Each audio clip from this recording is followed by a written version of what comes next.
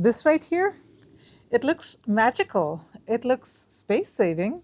It's really genius. This, my friends, is a seed snail, and it went wildly popular, viral in early 2024 when Farida Sober started showing her successes on Instagram. But is it really all that magical?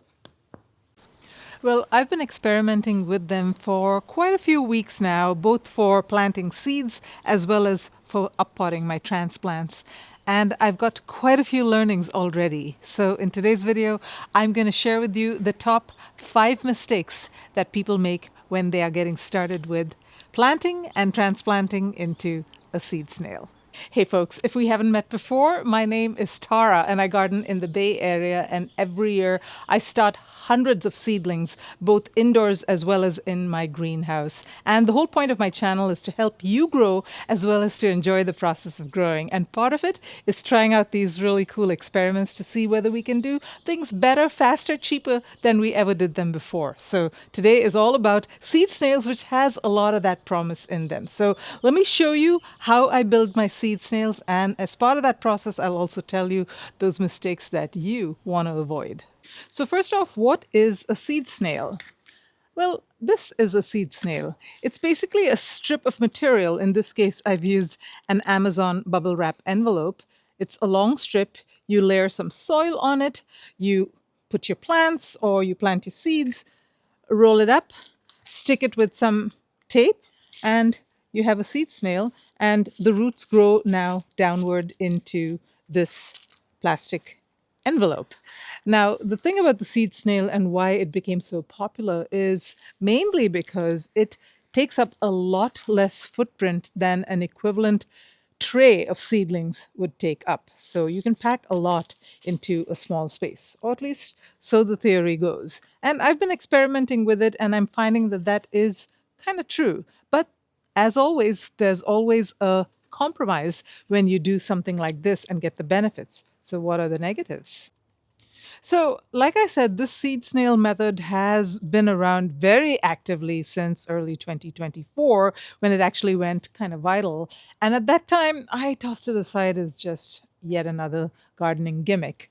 And I didn't think about it much until a few months ago when I started seeing a lot more people talking about their experience now over the past year, year and a half. And then some very popular gardening channels that I truly respect also started talking about it, and in very positive terms. So, Homegrown Veg, gardener from the UK, as well as MI Gardener, were just, they were all positive about it.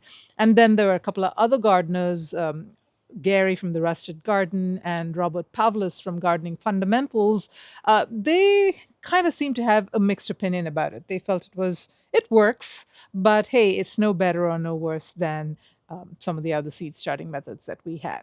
So I was like, let me try it myself. Maybe it will work better for me than it did for them, because everyone's gardening situation is a little bit different. So that's what I've been doing, and I'm going to show you today exactly how I build the seed snail and how I plant seeds in it, as well as how I transplant into it, because frankly, the latter is where I found the most benefit. And of course, I'm going to be telling you some of those beginner mistakes that I have already been making. All right, so what are the things that you need for your seed snail? It's actually pretty simple. You need some kind of material in which you're going to actually use to build your seed snail. I really prefer these Amazon envelopes, these bubble wrap envelopes. I find them to be good and sturdy and stiff. I've tried using the more flimsy bubble wrap. Doesn't work so well. The seed snails don't stand up too well.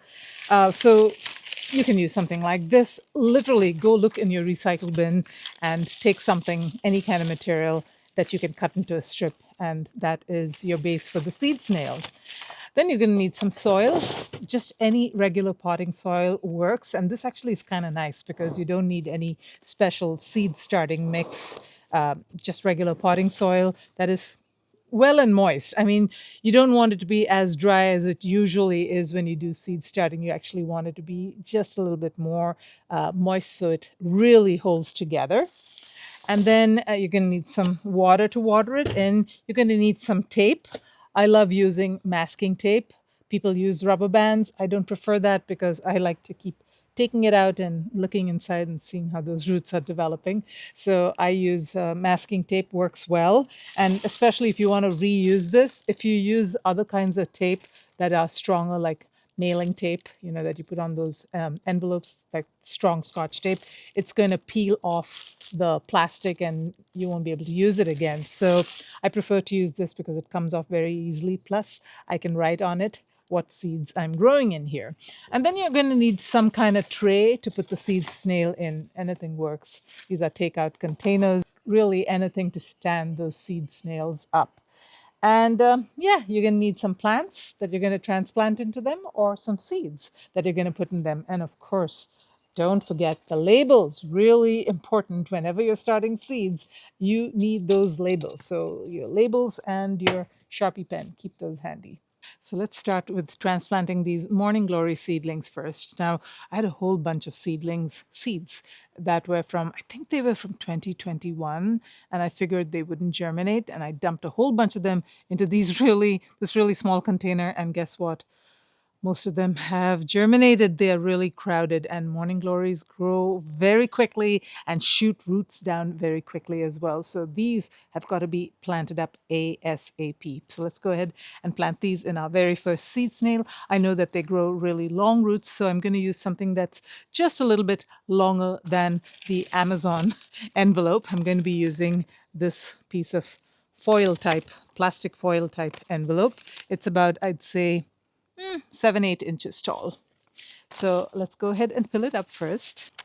So as we fill this up, let's talk about the very first mistake that a lot of beginners make. Now, it's arguable whether this is a mistake or not. I'll tell you the downsides of it, and that is the material that is chosen to make the seed snail. Now, one of the very first questions that I got in some of the teaser videos that I made earlier about the seed snail that I was going to be building it, people were excited and said, "Hey, plastic. I mean, can't you use something like cardboard? Will that work?" And there are a lot of videos out there, you guys, of people who have used cardboard, paper towels, and things like that. There's a few problems with these materials. Number one, they decompose fairly quickly. So something like paper towels will fall apart on you really quickly. Cardboard might be a bit of a better option. It's more sturdy. But what a lot of people have found, and I'll actually put a link to a lady, I think her name is Kendall's Homestead. She did a really good review of paper or plastic. And one of the big things that she pointed out with paper is that it actually, the seed roots tend to mold in the paper. So she was not going to be using paper anymore. Now, other people have used paper successfully, but that is just something that you need to watch out for. Under the right circumstances, mold can form. Now, I've seen people use like jeans and cloth materials to do seed snails, and if those work for you, that's great. But I am going to just, because I'm still a beginner, I am going to stick with something that I know is not going to rot and mold on me, because that's going to be just another variable to look out for. So that's mistake number one. Now, I want to talk about the soil. Like I told you earlier, you use just regular potting mix, but you do want the potting mix to be quite quite moist. You can see it's dripping quite a bit. It's not sopping wet, but it's got quite a bit of moisture in it. And the reason for that is you really want it to hold on to the seedling roots. You don't want it to be all kind of crumbly. You don't want it to settle too much after you put it in here. So you want it to be good and nice and firm. So that's what I'm going to be putting in here. Now, make sure that you put sufficient soil.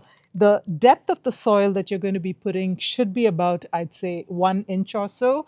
But remember, I'm going to be transplanting into this. So what I will be doing is I will put my seedlings and then I will put another layer of soil on top of it. So I'm not going to go for the full 1 inch, maybe a little bit less than 1 inch, maybe about 3/4 of an inch and another 1/4 inch of soil on top of that. And I like to use a tray like this. This works really well. Actually, this fits those Amazon envelopes just perfectly. But find some kind of tray that works for you. And I like to push the soil up against the back like this, because one of the problems with seed snails that a lot of people complain about is that the soil falls out from the bottom or it's not enough soil. So you really want to pack it nice and firm, especially at the bottom. From the top, you can kind of refill after the fact, but the bottom, you want it to be really nice and packed. So that's what I'm going to do. Fill this up. And this one extends a little bit further than the size of the tray. So I'm going to have to finish this, roll it a little bit, and then fill up the remaining. Now I do want to leave a little bit at the end anyways. So I think that's looking pretty good. Let me bring you up a little bit closer so you can see how I am planting the seedlings. All right, a little bit of a different angle for you here. Let's get these seedlings out real carefully. These were only planted on the 13th of February. Today is the 2nd of March, and they are already getting root bound. So I've got to carefully start to separate them.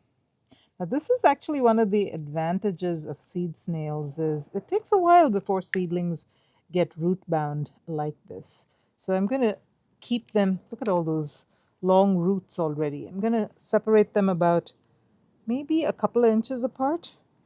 Should be good. Now the roots are going to grow both downwards as well as sideways.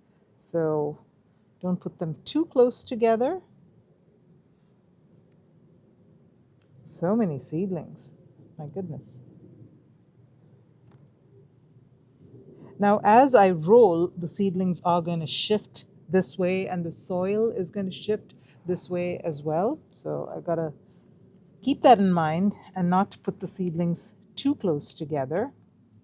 One thing that I forgot to do that I'll do now before it's too late is have the masking tape ready. Trust me, you don't want to be doing this when you're in the middle of rolling the snail.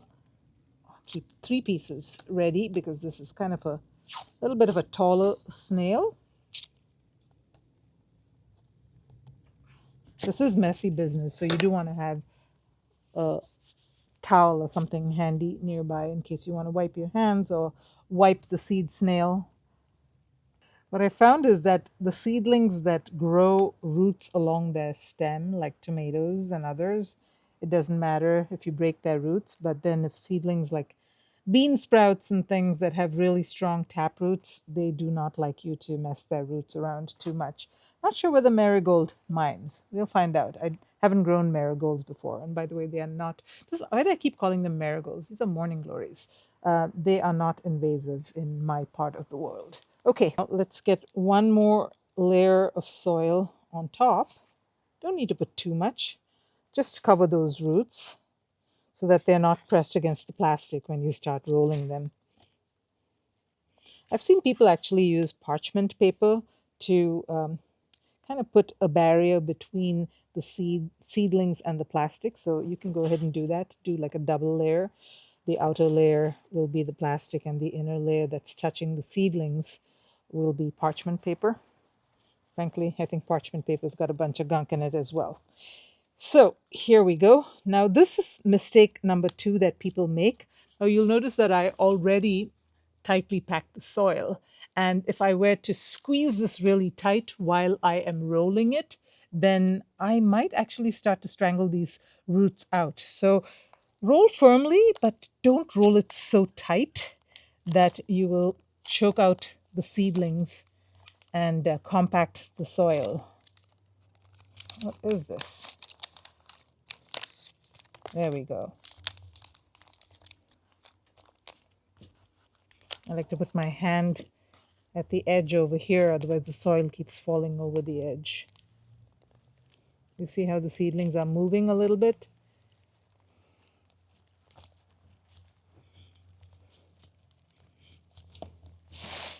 Bring this out here so you can see a little better.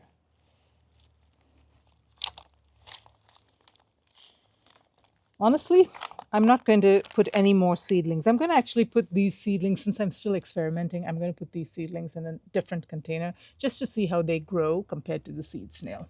Now, at the end of the roll, make sure that a lot of soil hasn't fallen out. And we will talk about that actually because that is mistake number 3. But let's finish this seed snail and I will talk about the soil and the seeds falling out, which is mistake number 3, when we are planting our seeds. You see, this masking tape is not sticking properly because it's got moisture under it. I should have wiped it clean. That's good. I've got 3. And there you go. My seed snail is ready. Now let's go ahead and make another seed snail and plant some seeds. And that's where a lot of people get tripped up with a few more mistakes. All right, new day, new clothes. It got really dark last night, so I couldn't complete the seed starting snail. But I'm actually glad I waited because I want to grow peas in my new snail that I'm going to be building with you. And the problem with peas is that they're very large seeds. And they also have this growth habit where they shoot a long taproot all the way down and they like that height. So I knew that I was going to have to build a fairly tall snail, maybe double the height of my normal Amazon envelope snails. And I was trying to figure out where I was going to put the seed snail because all of my grow lights indoors are kind of close to the seed starting trays. So there wasn't enough depth. If I had to put the seed snail in here, I'd have to raise the grow lights and then that would take them far away from the other seedlings that I've got growing in trays. So I was like, this is a problem with seed snails. They're usually taller than the rest of my seed starting trays. Where am I going to put it? And I slept over it and I came up with a brilliant idea in my sleep. Does that happen to you guys sometimes? You've got a problem that you're trying to figure out. You go to sleep, you wake up the next morning and it's like your brain's been working on it all night long. You wake up with, oh, this is what I'm going to do. Anyway, I'm going to show you my brilliant solution to the problem. But first, let's go ahead and plant up some peas, and then I'm going to show you my indoor grow station because I've got some results from what I've been doing so far with the seed snails that are kind of interesting. So I'll show you that as well as my brilliant idea as to how I'm going to grow these peas, especially because I've got vacation coming up and I'm not going to be around to kind of monitor them. All right, let's plant up the seed snail. So most of the Amazon envelopes that I've been using are this size. So what I do is I fold it in half, I cut it along the length, and then I kind of open it up that way. So I cut this side, and then I open it up, and that's how I get that long strip. So for the peas, I chose, if I did it this way, it would be too small. If I put it this way, it would be too large, and I didn't really want to cut the envelope. So I chose a smaller envelope. This one's probably about 10 inches tall. This is what I'm going to be using for my peas, and they're going to love it because that's quite a bit of depth. What is not going to love it is if I put it in my grow station because it's going to be a really tall seed snail, but I got that covered. So I've cut one already, so let's go ahead and plant up these seeds and let me show you the next beginner mistake. Okay, the usual. Let's load up the envelope with some soil.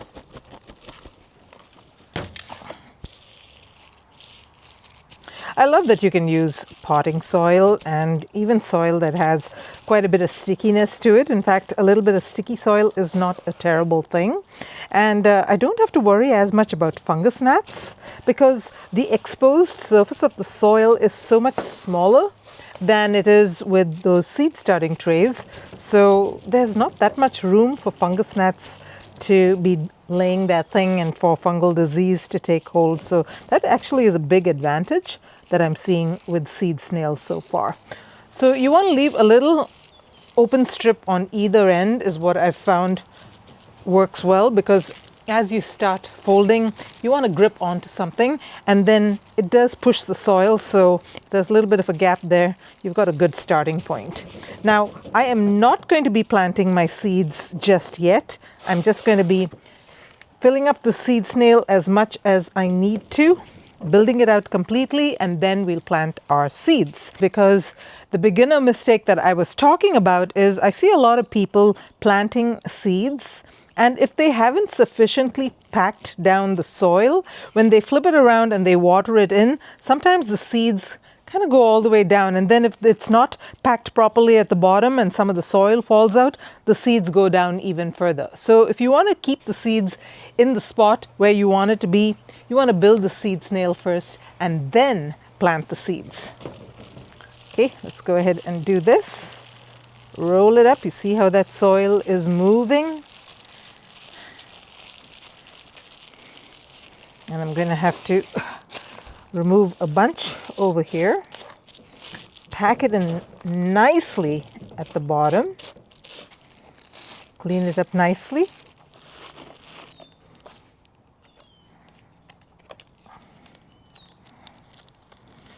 It's a nice tall snail. It's probably one of the tallest snails I've made so far. So I'm sure I'll have some learnings with this one too. And I'll keep sharing these with you as we progress through this thing because I think it's nice to learn together. All right, now that it's packed, when I flip it over, let me bring you closer here, you can already see that there's a lot of soil that has depressed down because I didn't pack it in properly. Now, if I had seeds already in there, they would be going even further down. So I want to fill this up nicely and then we'll plant our seeds. So I've got a little bit over a dozen seeds over here, and some people soak their seeds, their pea seeds and their bean seeds. I do not. What I found is that because I keep my soil fairly moist while I'm waiting for the seed to germinate, seeds like peas and beans, actually a lot of them rot off in the soil because of that moisture. So, and then they become more fragile when they are soft and full of water if you've soaked them. So I find that just planting them this way, okay, I may lose a day for germination, but it's definitely worth it because I get much higher germination. Okay, so all I'm going to do here is I am going to poke in a little hole. You want to plant them about double the size of the seed. That's the depth you want to go. And by the way, I've got a seed starting masterclass. If you guys want to check it out, I go into all the details of seed starting. It's a 7-episode thing, so I am not skimping on any details at all. A lot of show and tell. So go ahead and check that out if you guys have a chance, especially if you're a beginner. I think you'll find that to be quite valuable. All right, so I'm going to go ahead and plant these. 1, 2, let's see, 3, 4, 5, 6, 7, 8, 9, 10 even.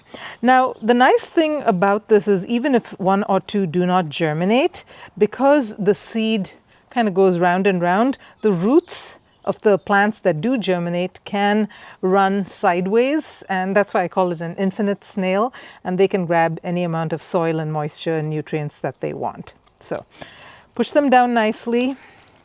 Make sure they're nice and firm, and I actually like to top it off with just a little bit more soil. Again, these are large seeds, so I want to make sure that they are properly seeded. Now, I don't know whether you noticed, but when I was seeding them, I actually could see my snail. I removed the soil so I could see my snail, so I could know where exactly I needed to seed them. But after they're well in their spot, you don't need to see that anymore. You can cover up the whole thing. Now, it's really important to water it in, especially seeds. Seeds need moisture to germinate. If they are not moist enough, or if the soil dries out around them, they will dry out and then they are goners. So make sure it's nice and moist. And don't forget your label. I've already made my label. Stick it in there. And now let me go and show you my so-called brilliant idea on how I'm going to get this growing, especially while I'm on vacation. So behind me over there is an elevated raised bed from Vago Garden with a frost cover, and I did a complete review on this, so check it out. It's a really awesome greenhouse, and it has really helped with my overflow from my greenhouse and really pulled through the winter for many of my tropical plants. So it's great. But now it is transition time because in the Bay Area, spring is coming. So we do not have danger of frost anymore. And I am actually going to be moving my seed snails into it. And I've got a little trick to keep them growing infinitely. I call them my infinite seed snails. Let me show you. Yeah, so this is the idea that I had last night. I was like, hey, this thing is actually starting to empty out because I'm moving a lot of my plants outside and I actually can move my seed snails in here. You can see I've already moved a whole bunch of them. I came out this morning and I started moving a lot of seed snails. I'll show them to you in just a second. But what I'm doing is the difference between this and say storing it in my other greenhouse where there is no soil, this has soil underneath it, you guys. In the other greenhouse, I've got to put a tray underneath it. I've got water from the bottom. But for here, all I need to do is make a little depression in the soil, and then I put my seed snail on top of it, and I've done that already over here. And you can bury the bottom just a bit. Guess what's going to happen? Those roots, they're going to grow down and then they're going to hit the soil and then they're going to continue to grow downwards. So this is not a special thing for seed snails. You can see I've done it for some of my other plants that are already over here. For example, this one is sitting in this pot and I'm sure it's got some roots underneath. You can see that. Those roots have already started growing into the soil underneath, and that's what the seed snail is going to do.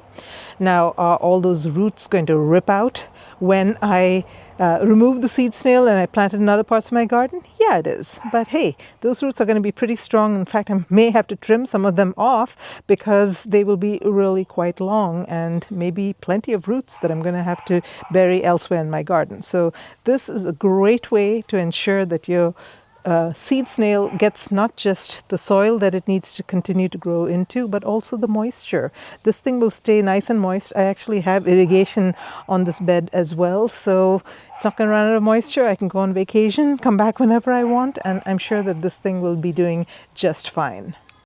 So one thing that you do want to do when you put it in the soil like this is you want to water it once again. And actually you want to kind of water all around, because what happens is the soil underneath needs to be nice and moist, and that will cause the roots to grow downward. And interestingly also, earthworms and other little things like to collect underneath these protected areas. And the other advantage also is that the soil underneath will stay moist. So even if this stuff dries out because we've had a really hot day, the soil underneath it will still continue to be moist. So make sure that at least the first time that you put your seed snail in here, that you water it in properly. Let me show you some of the other seed snails I've got. These are carrots that I just started from seed. Now they're cool season, so they can be outside and they'll be quite happy. And look at them. I was very careful about the spacing, so they are all germinating. Same with the fenugreek. I started these from seed. Now let me talk about mistake number 4 that a lot of beginners make, and that is they mix seeds in the snails. So say they're planting seeds and then they're like, oh, I've got some extra space, I don't really need that many plants, let me plant something else. So they plant radish and then they plant, I don't know, peppers. And those two grow at very, very different rates. The radish would grow and it would start to shade out any little pepper seedlings that are growing. And yeah, that's just disaster in the making. So as much as possible, do not mix different types of seeds when you seed starting in the same snail. Even though it may be tempting to do so, you are probably better off just doing a skinnier snail if you don't want to waste, and make it 2 snails instead of 1 snail with 2 kinds of plants in it. Here are the morning glories that we planted last night. I could swear that they've actually started putting out new leaves already. I don't know, it's probably my imagination, but they are looking so happy. I've got some eggplants, some marigolds that I planted a few days ago that are looking just awesome. And these are actually dwarf marigolds, and this is a pretty large sea snail. Actually, when I put this over here, I noticed that the marigold roots were already starting to come out through the bottom. That's how fast it is growing, and every one of them looks so healthy. I've got some other containers also that I'm doing the same thing with. I've got some chives here, I've got some chamomile here. Now all of these would have dried out if I put them anywhere else in the garden, on a tray or something like that, and someone would have to monitor them. But over here, they're just gonna access all the nice moisture that is in the soil. And I've also got sweet potatoes. You guys, this was also a huge blessing because sweet potatoes, those slips, they grow really fast and fill up that tray. And I had to harvest the slips and plant them somewhere. And I was like, where am I going to plant them? And then I thought, let's put them in a seed snail. So now they're very happy. This is a big, fat seed snail, a little too fat, but the sweet potatoes are absolutely loving it. I think this is like the perfect size for me, like these two over here, which is your standard Amazon envelope. It looks like a fat toilet paper roll. You know, those extra large size toilet paper rolls that you get, the Kirkland brand at Costco. That's kind of what they look like to me. And I think that's like the perfect size for a seed snail. But I'm still learning, so I'll let you know what the perfect size is for me, and maybe mine is going to be different than yours. All right, let me take you indoors, you guys, and while we're going there, I'm going to talk about the last mistake. So I'm inside my sunroom and standing in front of my grow station, my grow light station from Vago Garden. It's an awesome product, and I'll actually link a video where I've done a review on it, but it's probably been one of my best acquisitions over the past winter season. It has grown a lot of my seedlings, and I've also got some seed snails here that I'm experimenting with, and I'm comparing them to growing in trays versus growing in seed snails, because a lot of people say, hey, you know, we don't know whether one is better than the other. Now, to be honest with you, I'm not really doing it because I think one method is better than the other, but I do think that seed snails save space. So that for sure it's doing, but is it growing seedlings faster than a regular tray? That's yet to be seen, but I'm seeing some results that I'll let you decide. Let me flip the camera around and show you.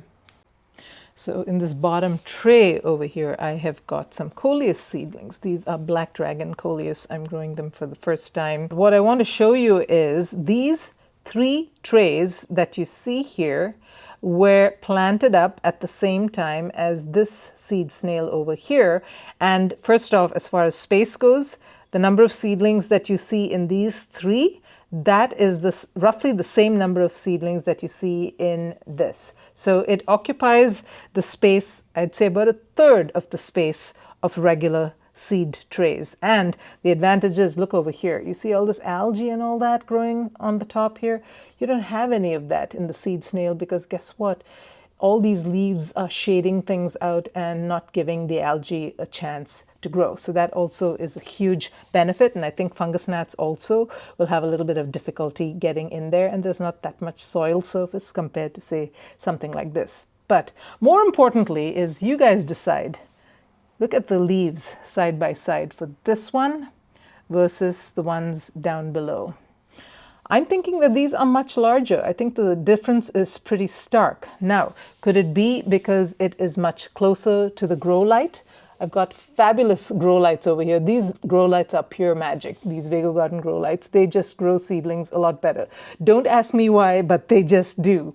And I've done a comparison actually, but that's not the subject of this video. But definitely these seedlings are growing better and faster. Now, I think maybe it's due to the grow light, and hence I have done another test over here. It's not a perfect science thing, guys, but it's just for me to get kind of a feel. I've got these Tiny Tim tomatoes that I've elevated just a little bit over those that are growing in the seed snail. And right now they're roughly the same size. So let's see how they progress and whether these continue to grow much faster than these do, what happens. Follow along. I'm going to be giving you guys updates. But let me talk about the last mistake, common mistake that newbies make. And that is not transplanting the seedlings on time into their final destination. Now, I don't have a really good example over here because my seed snails are so young. But often if you turn it over and it's been a while since the seed snail has been going, you'll see roots that are just sort of starting to get matted over here at the bottom. And you really should have moved your seed snail off to its final destination, whether that be a temporary final destination like I showed you just now, where the roots can continue to go downward, or into the final destination. But either way, it cannot sit on a tray like this and grow really large because those roots need to go somewhere eventually. I mean, yeah, they've got a lot of space to grow downwards and they can probably continue to grow sideways, but eventually they're going to grow out of this thing just like they would in a normal container. So don't be fooled by the seed snail thinking it's got a lot of room for the roots to continue to grow. Move the seedlings out when they're ready to move out. I put them at the same level now, so let's see how they do. So as you can tell, I am really excited so far with the progress of the seed snail, and I think it is working, at least so far. Very, very early, so I can't really say for sure, but I am going to continue to build out my knowledge as well as update you guys. I'm building another video called the pros and cons, but that will take a while because I really want to see how these do, and I want to research a whole lot more YouTube videos on the subject. But so far, it's looking pretty good. So tell me in the comments below, have you ever grown things in a seed snail? Do you like them? Do you not like them? What's good? What's not so good about them? And if you haven't tried seed snails, have I inspired you to give it a shot? If you want to check out my seed starting masterclass, I'll put a link to it right here. And I promise you, if you're a beginner, you will learn a lot from those classes. Until next time, folks, live green and love your greens.